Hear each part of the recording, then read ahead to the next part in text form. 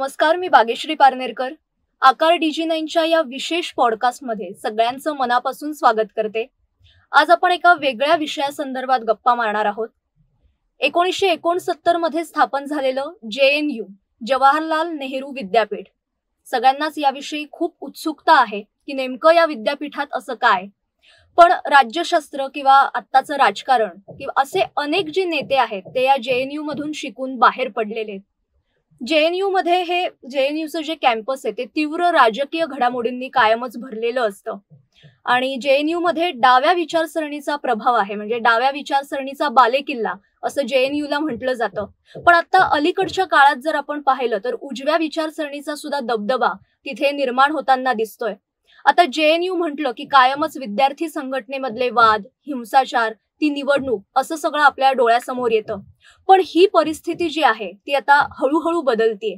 म्हणजे पाकिस्तान जिंदाबाद अशा घोषणा आपल्याला ऐकू आल्या की JNU आठवतं, किंवा अफजल हम शर्मिंदा है तेरे कातिल जिंदा आहे ही घोषणा डोळ्यासमोर येते.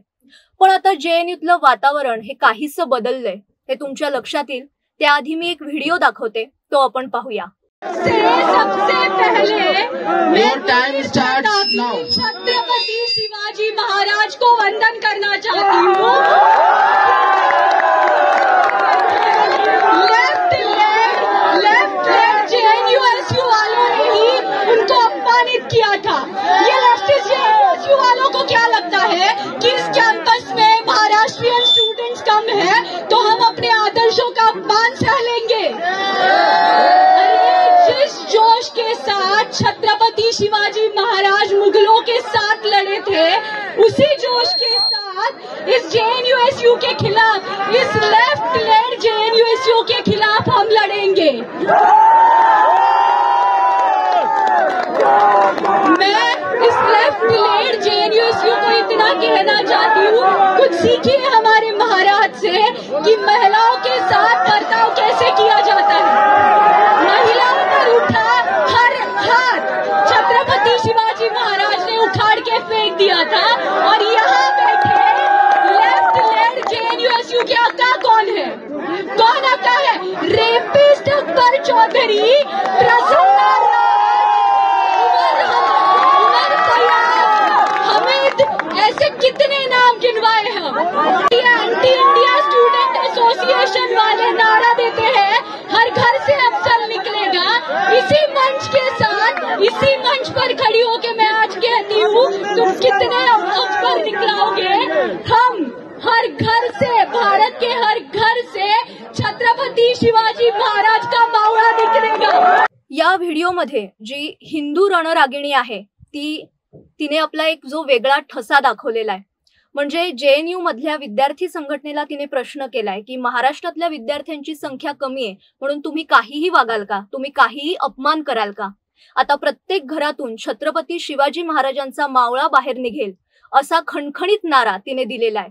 म्हणजे डाव्या विचारसरणीच्या अड्ड्यावर ही गर्जना करणारी मराठमोळी मुलगी मुंबईची आहे, शांभवी थिटे. आणि आज आपण तिच्याशीच गप्पा मारणार आहोत. JNU मधला तिचा प्रवास आणि JNU मधली बदलती विचारसरणी याविषयी गप्पा मारणार आहोत. आज आपल्यासोबत आहे हिंदू रणरागिणी शांभवी थिटे. नमस्कार शांभवी. नमस्कार, थँक्यू सो मच मला इथे बोलवल्याबद्दल. नाही, खरंच तुझं खूप मनापासून स्वागत करते.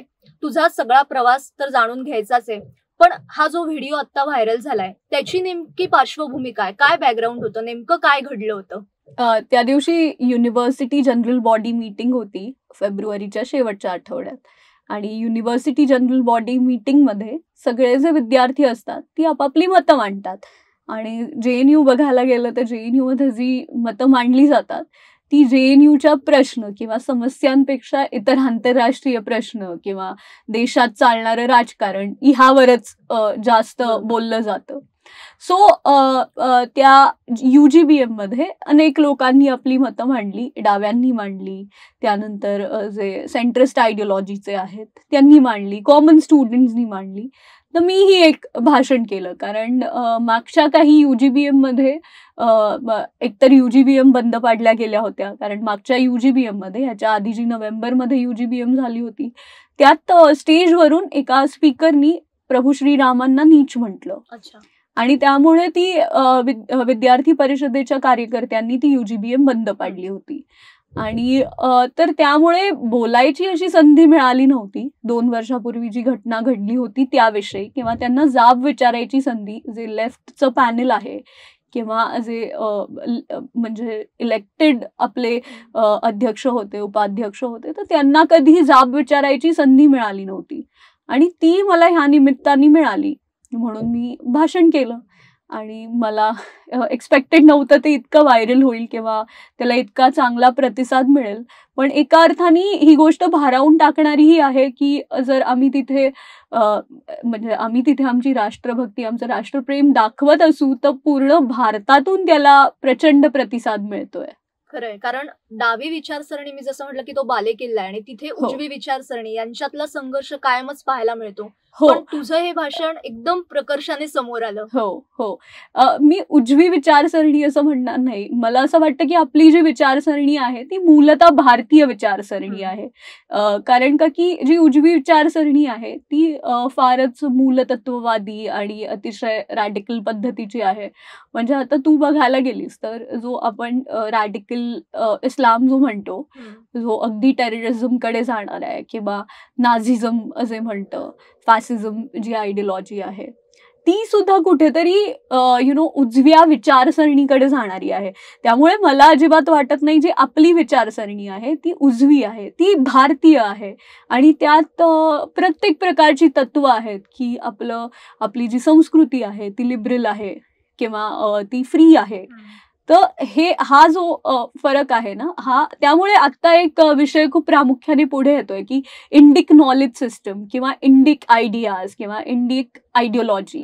तर मला नेहमीच वाटतं की आपला जो गाभा आहे भारताचा तो अतिशय फ्री किंवा बाकीच्या सगळ्या गोष्टींवरती बाकीच्या सगळ्यांना घेऊन चालणारा आहे. तर मी ह्याला भारतीय विचारसरणी म्हणते. आणि JNU मध्ये आपण JNU मधला माझा जर प्रवास विचारशील की माझा ह्या विचारसरणीकडचा कल, तर it was not out of sudden की काहीतरी असं झाल्यामुळे. कुठेतरी घरातूनच ती गोष्ट माझ्यापर्यंत पोहोचली होती. जे राष्ट्रप्रेम आहे, जे देशप्रेम आहे, ते घरातूनच तुमच्यापर्यंत पोहोचवलं जातं आणि ते माझ्यात होतं. आणि मी मास्टर्समध्ये कम्युनिस्ट आयडियाज किंवा कम्युनिस्ट स्टेटचा अभ्यास केल्यामुळे मला नेहमी असं वाटायचं की ही जी सोसायटी आहे ही आपल्यासाठी नाही किंवा ह्या सोसायटीमध्ये मी राहू शकत नाही. माझा जन्म एका फ्री देशात झालाय, एका स्वतंत्र देशात झालाय आणि तिथे गव्हर्नमेंट मला माझ्यासाठी की ही जागाच तुझी आहे, तू ह्याच घरात राहायचं, हे सगळे डिसिजन्स घेऊ शकत नाही. आणि जेव्हा ह्या आयडियाज तुमच्या असतात ना, तेव्हा मला असं वाटतं हा गाभा उजवा आणि डाव्यापेक्षा हा गाभा भारतीय आहे. खरंच, म्हणजे ते उजवी विचारसरणी, डावी विचारसरणी याबद्दल अनेक प्रश्न अनेकांच्या मनात असतात. ते तू खूप सोप्या पद्धतीने सांगितलं खरंच. पण आता JNUच्या प्रवासाबद्दल तू बोललीस, पण मुंबई ते JNU हा तुझा प्रवास कसा सुरू झाला? म्हणजे त्याच्यासाठी काही एक टर्निंग पॉइंट होता की आधीपासूनच तू ठरवलं होतं? JNU अर्थात इच्छा तर खूप होती. म्हणजे JNU बद्दल आधी वाचलं होतं आणि सगळ्या मला आधीपासूनच राजकारण आणि इतिहास, म्हणजे शाळेत असल्यापासून नागरिकशास्त्र हा माझा आवडता विषय होता. राजकारण, इतिहास, भूगोल या सगळ्या गोष्टी मला आवडायच्या. आणि माझ्या घरी माझ्या वडिलांना खास आवड असल्यामुळे आमच्या घरी सतत काय म्हणतात वातावरणही तसंच होतं की सतत बातम्या बघितल्या जायच्या. म्हणजे आमच्याकडे 7 वाजता शुभंकर होती म्हटल्यावरती आधी बातम्या लागणार. सो आमच्याकडे ते ठरलेलं असल्यामुळे कुठे ना कुठेतरी लहानपणापासून ती आवड होतीच. वाचायची भरपूर आवड होती. त्यामुळे ह्या सगळ्या गोष्टी नॅचरली होत्या. त्यानंतर खरं तर एका अर्थाने मला खूप चांगले शिक्षक मिळाले आयुष्यात की मी जेव्हा कॉलेजमध्ये गेले तेव्हा कॉलेजमध्ये कुठेतरी मला ही JNU काय असतं किंवा इंटरनॅशनल पॉलिटिक्स काय असतं, इंटरनॅशनल रिलेशन्स काय असतं, हे मी 12वी गेल्यानंतर मला हळूहळू कळायला लागलं.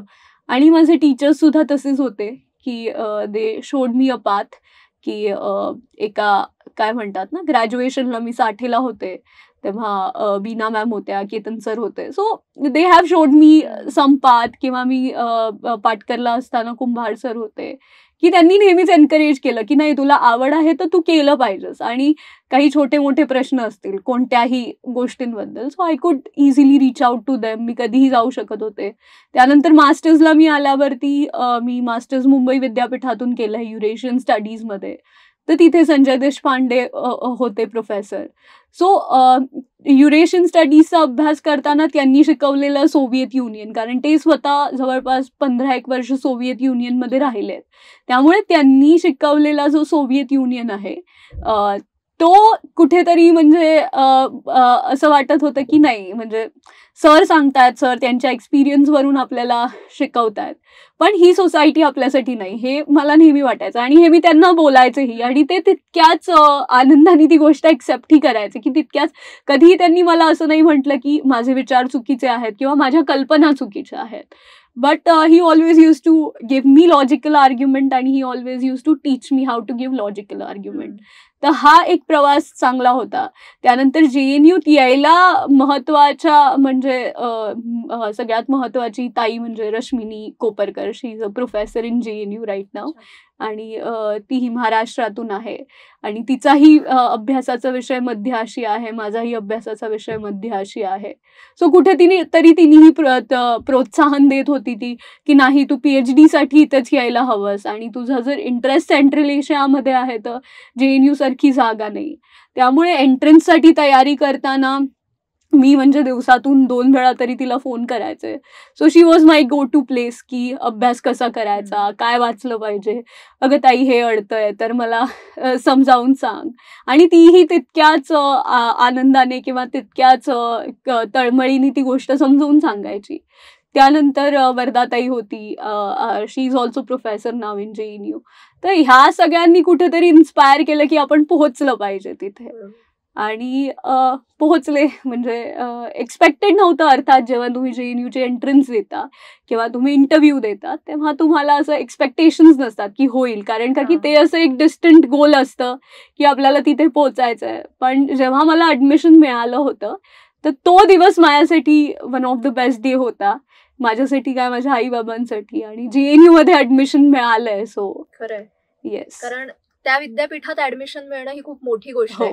आणि तुझा पाया हा अगदी घरातूनच पक्का होत गेला हे त्यातून लक्षात येतं. पण तू JNUच्या एंट्रन्स बद्दल बोलली, तर ती एंट्रन्स, कारण बऱ्याच लोकांना तिथे जर जायचं असेल तर त्यांच्यासाठी काय सांगशील, कशा पद्धतीची असते आणि काय त्याची लेव्हल आहे? सगळ्यात आधी म्हणजे जर तुम्हाला आता JNU मध्ये लँग्वेजेस आहेत, म्हणजे वेगळ्या वेगळ्या फॉरेन लँग्वेजेस JNU मध्ये शिकवल्या जातात. तर त्यांच्यासाठी बॅचलर्स मध्ये एक परीक्षा होते, आणि ती CUET UG म्हणून असते. ती सगळ्या सेंट्रल युनिव्हर्सिटीसाठी एकच परीक्षा होते. तर CUET UG थ्रू त्याचा अभ्यास केला तुम्ही तर तुम्ही UG ला ऍडमिशन मिळवू शकता. म्हणजे BA इन फॉरेन लँग्वेजेस. मग त्यात जर्मन आहे, फ्रेंच आहे, रशियन आहे, आणि इतर फॉरेन लँग्वेजेस आहेत. त्यानंतर एक CUET PG नावाची परीक्षा होते, आणि तीही वेगळ्या वेगळ्या विषयांमध्ये होते. इतिहासात होते, पॉलिटिकल सायन्स मध्ये होते, सोशियोलॉजी मध्ये होते. तर ह्या परीक्षे थ्रू तुम्ही मास्टर्सला ऍडमिशन घेऊ शकता. आणि PhD साठी तुम्हाला नेट कंपल्सरी आहे आता. तर नेट थ्रू तुम्हाला इधर एक PhD क्वालिफाय फॉर PhD किंवा नेट असेल, JRF असेल, तर जो कट ऑफ असतो इंटरव्ह्यू साठीचा, तो कट ऑफ तुम्ही क्लिअर करत असाल तुमच्या नेट स्कोर थ्रू, तर तुम्हाला कॉल येतो इंटरव्ह्यूचा. आणि मग तुम्हाला इंटरव्ह्यू द्यायचा असतो. इंटरव्ह्यू मध्ये तुम्हाला जेवढे मार्क्स मिळतात, मग जे काही टॉप क्रीम असतं, दे गेट इनटू. अशा पद्धतीने तुम्हाला ऍडमिशन मिळते. आता मध्ये एक पिक्चर आला होता द काश्मीर फाईल्स. त्यामध्ये सुद्धा JNU विद्यापीठ किंवा तिथलं जे काही वातावरण आहे ते दाखवण्यात आलं होतं की डावी विचारसरणीचा त्या विद्यार्थ्यांवर सुद्धा किती परिणाम असतो, किंवा प्रोफेसरचा रोल, की प्रोफेसर ते कसं हॅमर करतात हे पण त्यातनं एक समोर आलं होतं. तर ओव्हरऑलच त्यावेळेसची परिस्थिती आणि आत्ताचं JNU यात काही बदल वाटतोय का? हो, बदल तर खूप मोठ्या प्रमाणात झालाय. म्हणजे मी JNUचे 2012-13चे काही व्हिडिओज वगैरे जेव्हा बघते, आणि आत्ताचं JNU म्हणजे 10 वर्षानंतरचं JNU बघते तर JNU फार बदललंय. म्हणजे त्यावेळेला अगदी काश्मीर हा भारताचा भागच नाहीये आणि अशा गोष्टी सर्रास बोलल्या जायच्या आणि हे लाईव्ह युट्यूबवरती अवेलेबल आहे सगळं. पण आता लोक बोलायला ह्या सगळ्या गोष्टी म्हणजे राष्ट्रविरोधी गोष्टी बोलायला लोक नक्कीच घाबरतात. पण कुठे खुसफुस पद्धतीने ते चालूच असतं आणि ते नरेटिव्स त्या सगळ्या गोष्टी असं नाहीये की फक्त JNU चालू असतील, त्या देशाच्या कोणत्याही भागात सुरू असू शकतात. पण ओपनली जे आधी व्हायचं किंवा जे केलं जायचं ते कुठेतरी त्या गोष्टींना आळा बसायला सुरुवात झाली आहे असं मी नक्कीच म्हणू शकते. पण मी आजही बघते आता एक SSS स्कूल ऑफ सोशल सायन्सेसची बिल्डिंग आहे तर तिथे लिहिलंय म्हणजे ओपनली त्या ह्याच्यावरती कोणीतरी पेंट केलं होतं की माओइझम इज द ओनली सॉल्युशन. अच्छा. हा, आणि माओइस्ट आयडिओलॉजी ही इतकी रॅडिकल आयडिओलॉजी आहे की आपल्याला CPIM बॅन करावं लागलं भारतात. म्हणजे ते नक्सलवादी जी विचारसरणी आहे त्याचा कुठे ना कुठेतरी गाभा माओइझम मध्ये आहे. आणि जेव्हा अशा गोष्टी ओपनली लिहिल्या जातात किंवा लिहिलं जातं की नक्सलबारी इज ओनली सॉल्युशन, तेव्हा कुठेतरी मनाला वाईट वाटतं. पण तेही रात्रीच्या अंधारात लिहिलं जातं, उघडपणे नाही. तर असा तो बदल आहे. बरोबर. आधीचं सरकार होतं ते काँग्रेसचं होतं. हो. आता 2014 नंतर म्हणजे जेव्हा नरेंद्र मोदी यांचं सरकार आलं त्यानंतर काही बदल जास्त झालाय का? म्हणजे त्याचा परिणाम JNU मध्ये झालाय का? हो, बदल खूप झालाय. म्हणजे लोकांचे विचार बदललेत, लोकांचं देशाकडे बघायची दृष्टिकोन बदललाय. म्हणजे आधी जेव्हा तुम्हाला ऐकू आलं होतं काश्मीर तेरे म्हणजे भारत तेरे तुकडे होंगे किंवा काश्मीर अलग होगा, हर घर से अफजल निकलेगा, नाही आता तुम्हाला अशा घोषणा नाही ऐकू येत. म्हणजे मी तरी मागच्या 3 वर्ष राहतेय, मी अशा घोषणा कुठेही ओपनली ऐकल्या नाहीयेत. ओके. पण आता मध्ये कास्टिस्ट घोषणा दिल्या गेल्या की तिलक तराजू और तलवार इनको मारो जूते चार, किंवा मागे वर्षभरापूर्वी आमच्या JNUच्या स्कूलच्या भिंतींवरती लिहिलेलं की ब्राह्मण बनिया भारत छोडो. तर ह्या ज्या कास्टिस्ट गोष्टी आहेत त्या कुठे ना कुठेतरी अजून थांबल्या नाहीयेत. तर ती खंत आहे मनाला. पण राष्ट्राचा विचार कराल तर अशा ओपनली कोणीही आता घोषणा देत नाही. बरोबर.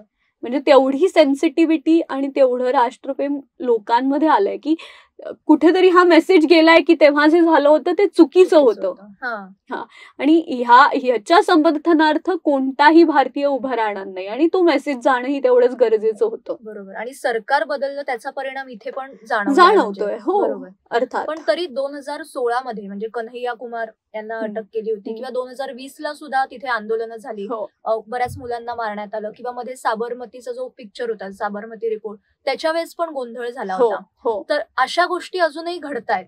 तर त्याचं काय कारण? म्हणजे ती आयडिओलॉजी अजूनही कुठेतरी ती आहेच का? हो, म्हणजे अशा गोष्टी घडतायत ते त्याला पूर्णपणे आळा बसायला JNUSU मध्ये तुमचे कॅन्डिडेट्स हवेत, तुमची प्रूव्हन मेजॉरिटी हवी.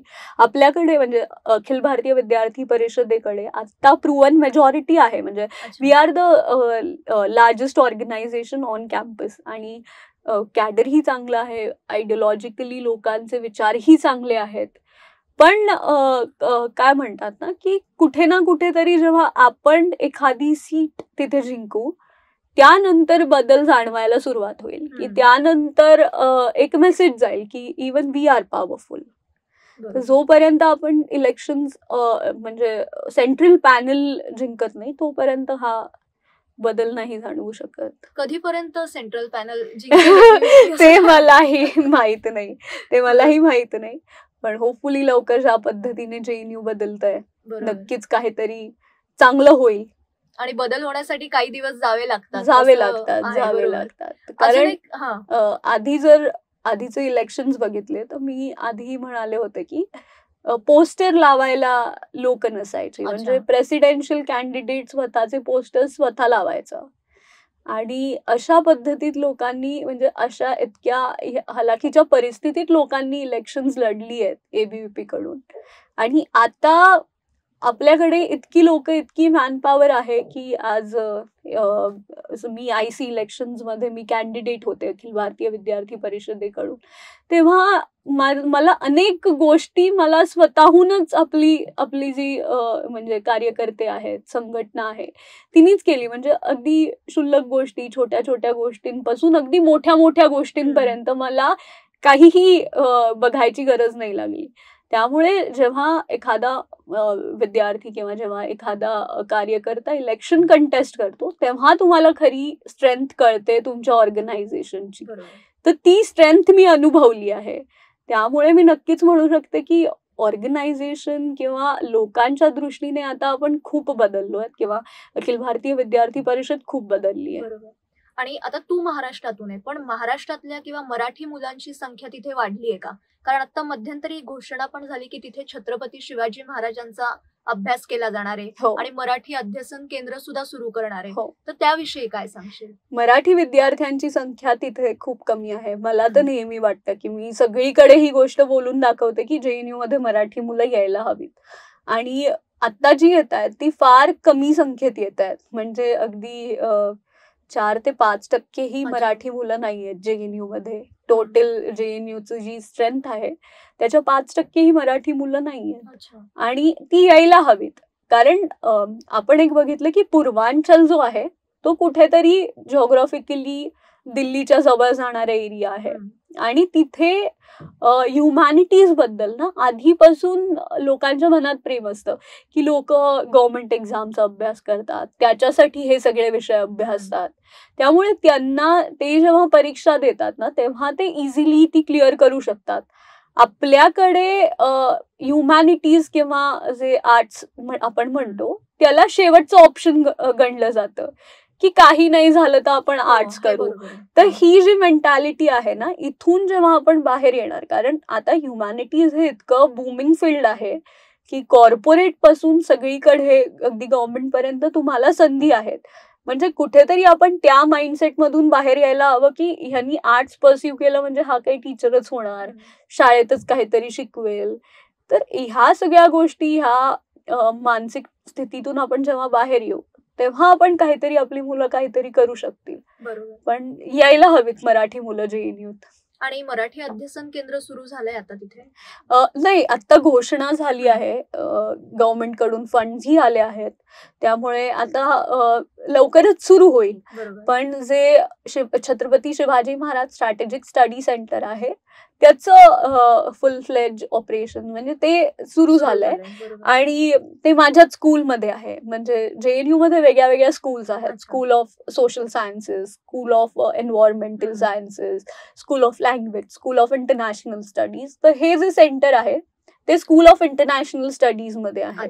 त्यामुळे एक गोष्ट आपण ही लक्षात घ्यायला हवी की जो छत्रपती शिवाजी महाराजांचा इतिहासाचा किंवा त्यांच्या शासन व्यवस्थेचा जो अभ्यास आहे तो इंटरनॅशनल पर्स्पेक्टिव्हनी होणार आहे. बरोबर. ह्याच्यात तर ही गोष्ट आपल्यासाठी सगळ्यांसाठीच अभिमानाची आहे. अगदी खरं आहे. आणि मराठी भाषेला सुद्धा अभिजात दर्जा मिळालाय, त्यामुळे तिथे मराठी अध्यसन केंद्र सुरू होतं, ही पण चांगली गोष्ट आहे. अर्थात. पण कुठेतरी म्हणजे तू आता म्हणाली की मराठी मुलांनी यायला हवं, पण कुठेतरी JNUची जी एक इमेज तयार झाली ती सुद्धा याला कारणीभूत आहे का? कारण आता मध्ये पण एकदा छपाक चित्रपटाच्या वेळेस दीपिका पदुकोण तिथे आली, त्यानंतर तिच्या चित्रपटावर परिणाम झाला.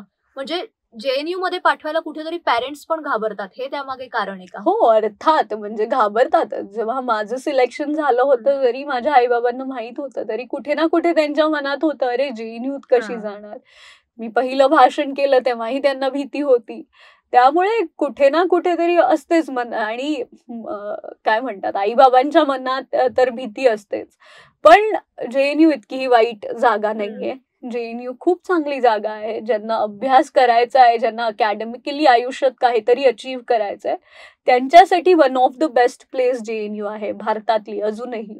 आणि ज्या पद्धतीची रिसर्च, ज्या पद्धतीचा शिक्षणाचा दर्जा तिथे आहे, ज्या पद्धतीचे शिक्षक तिथे आहेत, आणि तो जो एक क्लास आहे तो अजूनही JNU मध्ये आहे. आणि हे जे तुम्ही TV वरती बघता ना, ते अगदी मला असं वाटतं एकूण JNUच्या 5%, 5 ते 60% ह्या गोष्टी असतील, फार फार तर 10%.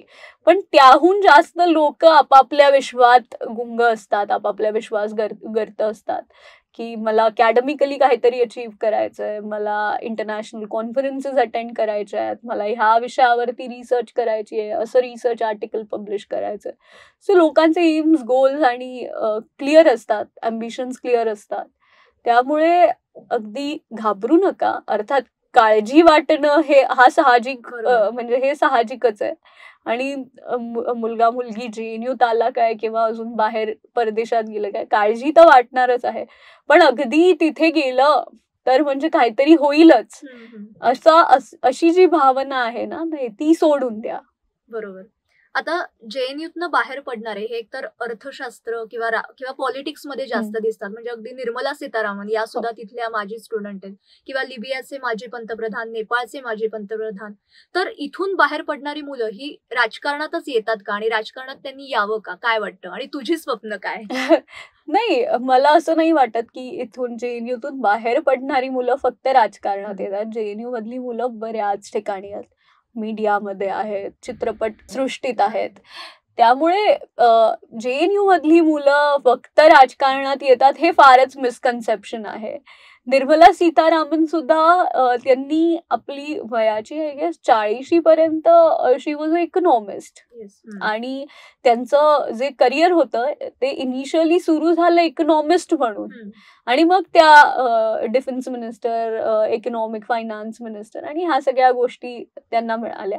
पण इव्हेंच्युअली त्यांचं करिअर ज्या ह्यांनी सुरू झालं ते राजकारणातून सुरू नाही झालं. किंवा एस जयशंकरांचं करिअर एक डिप्लोमॅट म्हणून सुरू झालं, आणि त्यांनी त्यांच्या वयाची 35 वर्ष वाहिल्यावरती ते राजकारणात आले.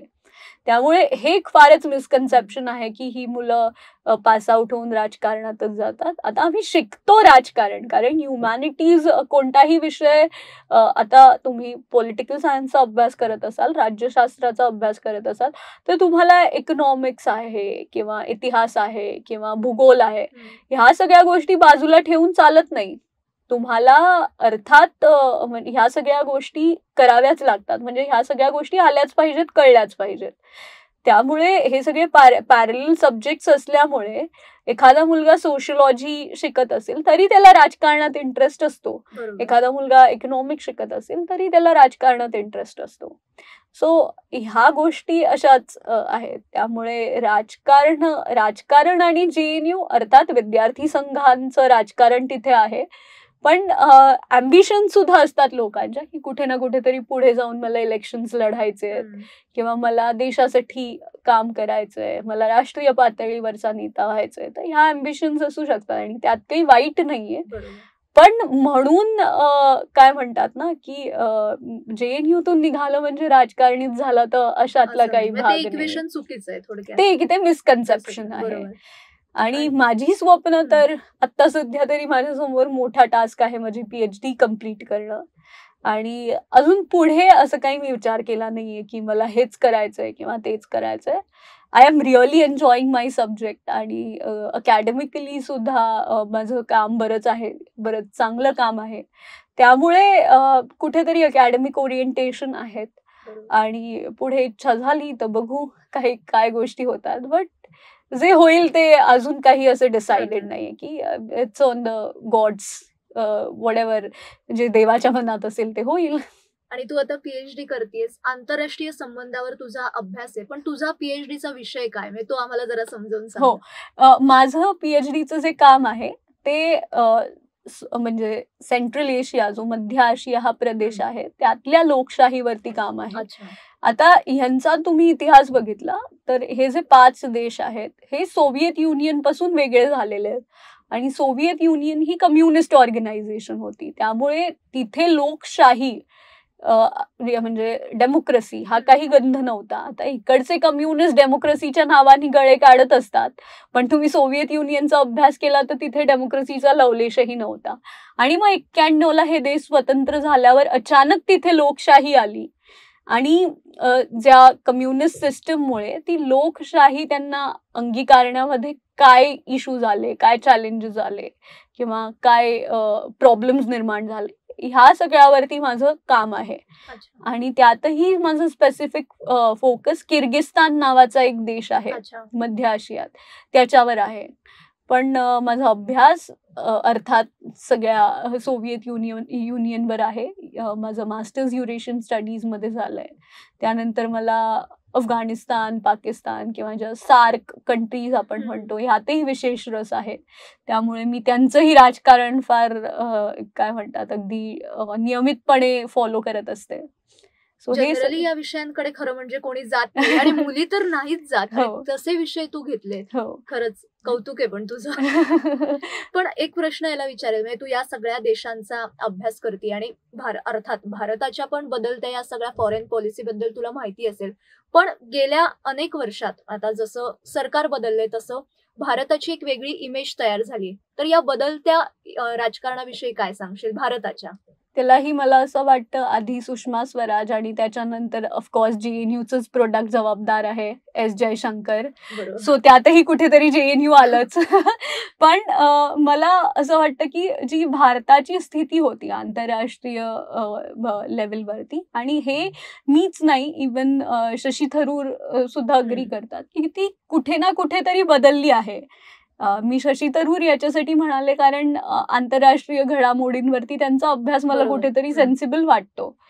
आणि तेही अग्री करतात की जो भारत ज्या पद्धतीने स्वतःला रिप्रेझेंट करतोय किंवा ज्या पद्धतीने तो जो काय म्हणतात एक इंटरनॅशनल रिलेशन्स मध्ये आम्ही नेहमी म्हणतो की नॅशनल इंटरेस्ट इज परमनंट, म्हणजे national interest should be above all, म्हणजे तुमचा देश हा सगळ्यात वरती असला पाहिजे आणि मग बाकीचे देश आणि मग त्यांची भीती आणि मग त्यांची दादागिरी. पण हे जे कुठेतरी बदललेला सगळा जो प्रभाव दिसतोय तो आपण देशाला एका वेगळ्या पातळीवर किंवा देशाला national interest is above all ह्याच पॉलिसीमुळे तो दिसतोय असं मला वाटतं. नक्की. आता जाता जाता फक्त एक प्रश्न विचारेल की तुझा जो सगळा अभ्यासाचा विषय, त्या विषयाकडे येण्यासाठी अनेक तरुण मुलं इच्छुक असतात पण त्यांना एक योग्य मार्ग दिसत नाही, तर त्यांच्यासाठी काय सांगशील? त्यांच्यासाठी बेसिक इंटरनॅशनल रिलेशनची पुस्तकं मार्केटमध्ये अवेलेबल आहेत, ती वाचा. तुम्हाला PG साठी ऍडमिशन घ्यायचंय तर CUET PGचा अभ्यास करा आणि त्याच्यासाठी अनेक पुस्तकं बाजारात आहेत. आणि आता जिओपॉलिटिक्स हा प्रचंड वाढणारा सब्जेक्ट आहे की आजकाल म्हणजे माझी 5वी 6वी मध्ये माझ्या बिल्डिंगमध्ये मुलगी राहते, तिलाही फार इंटरेस्ट आहे आंतरराष्ट्रीय राजकारणात. आणि आज जग इतकं जवळ आलंय, म्हणजे मी अजूनही त्या काय म्हणतात जेव्हा मी 6वी 7वीत होते तेव्हा इंटरनेट नव्हतं. माझी 10वी झाल्यावरती माझा संबंध इंटरनेट सोबत आला. तर मी कुठेतरी त्या व्हिडिओकॉन टीव्हीच्या जमान्यात वाढले आणि तेव्हा चॅनल्स इतके अवेलेबल नव्हते आपल्याला. जे काही असायचं दूरदर्शनवरती ज्या बातम्या लागायच्या आणि एखाद दोन मराठी बातम्यांची चॅनल्स होती तीच घरी बघितली जायची. पण आता तुम्हाला सगळं अवेलेबल आहे. युट्यूबवरती सगळ्या पद्धतीचे व्हिडिओज तुम्हाला मिळतात, इंस्टाग्राम रील्सवरती शॉर्ट अपडेट्स मिळतात. सो आत्ता संधीही खूप आहेत आणि तुमच्याकडे माध्यमही खूप आहेत जाणून घेण्यासाठी. आणि start reading about international relations, basic concept, basic ideas आणि इंटरनॅशनल पॉलिटिक्स बद्दल वाचायला सुरुवात करा.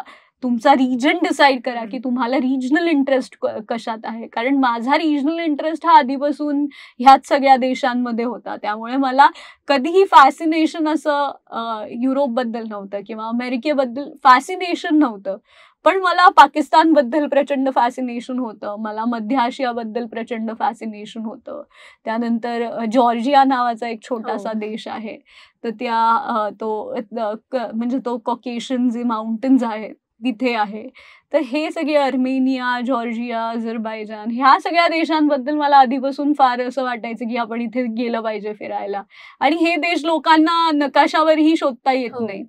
सो हे फॅसिनेशन जर तुम्हाला असेल, ही जर आवड तुम्हाला असेल तर स्काय इज द लिमिट. तुम्ही सगळ्या माध्यमांचा उपयोग करून नक्कीच अभ्यास करू शकता. नक्कीच. मला वाटतं तुझा हा जो विषय ना तो असा अर्धा तासाच्या 1 तासाच्या मुलाखतीत बोलणं हे म्हणजे खूप कमी पडेल.